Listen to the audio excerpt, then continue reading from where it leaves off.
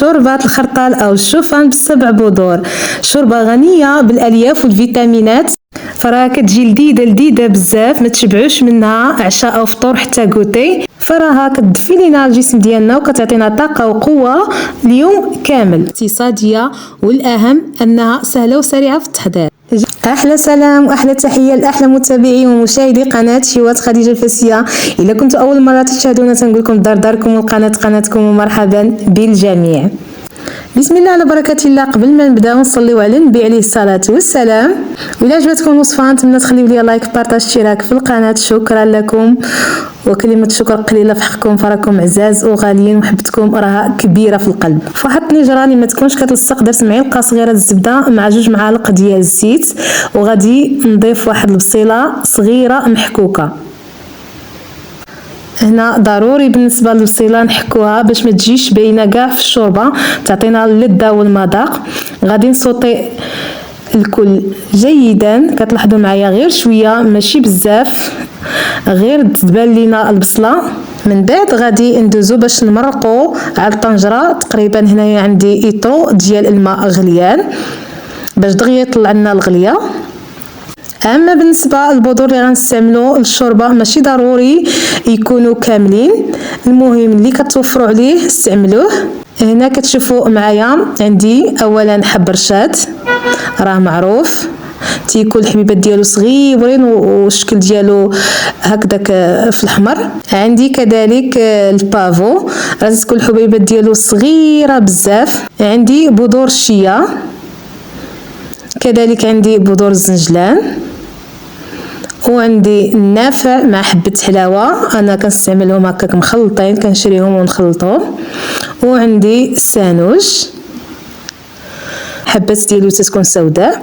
وعندي زريعة الكتان هنايا، والملح كيبقى حسب الذوق. هنا ما ضفتش انا الابزار، اكتفيت غير بالبذور، وراني ضفت واحد الحبيبات ديال الحلبه، كتبقى اختياريه. هذه كاين راه كتعطي واحد المذاق اللي هو الليل للشوربه. بالنسبه لهاد البذور الفوائد ديالها غنيه عن التعريف، راه جدودنا ما كانوش كيستغناو عليها في ايام البرد. بعد ما غطيت على الطنجره وخليتها غلات وعاودات، يعني ضروري كتغلي داك البذور وتطلق النسمه ديالها. بعد غادي نضيف 300 غرام ديال الخرطال او الشوفان، كتبقى الكميه على حسب عدد افراد الاسره. كان هذا هو الشكل ديالو عن قرب، تيكون على شكل ايفيلي.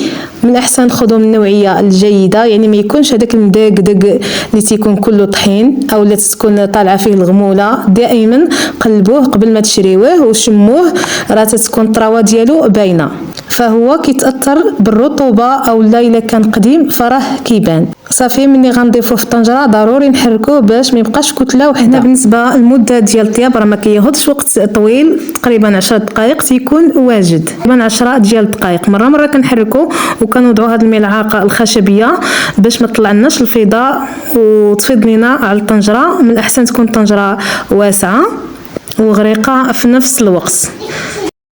انا مره راني تنحرك، كتلاحظوا معايا حتى كتعقد ليا الشوربه. غادي نضيف لها واحد الكاس ديال الحليب كمرحله اخيره حتى كنحس بالشوربه بانها صافي وجدات، عاد كنضيف داك الكاس ديال الحليب. كتشوفوا معايا الختوريه ديال الشوربه كتجي بهذا القوام، وبالنسبه للقوام كيبقى على حسب الذوق ديالكم. هي راه ضروري خصها تجي شويه خاتره، فإلا حضرتوها وقدمتوها في نفس الوقت راه كتبقى محافظه على الختوريه ديالها، وإلا حضرتوها على بكري فراها كتشرب وكتعقد. فضروري خاصكم تزيدوا لها الماء غليان من بعد ما تجيو تسخنوها. هنايا الشوربه ديالنا راها وجدات، ما بقى لينا غير نقدموها. كان هذا هو الشكل النهائي ديال الشوربه ديالنا بعد ما قدمناها. المنظر ديالها كيجي رائع بداك البذور. اما المذاق فما نعاود لكمش، كنتمنى انكم تجربوها باش تعرفوني على ايش كنهضر. كتجي لذيذه بزاف، وكونوا متاكدين راه حتى الاطفال راهم غيتناولوها، لان المذاق ديال البذور ما كيجيش كاع باين، كيعطي واحد اللذه واحد المذاق للشوربه لذيذ بزاف.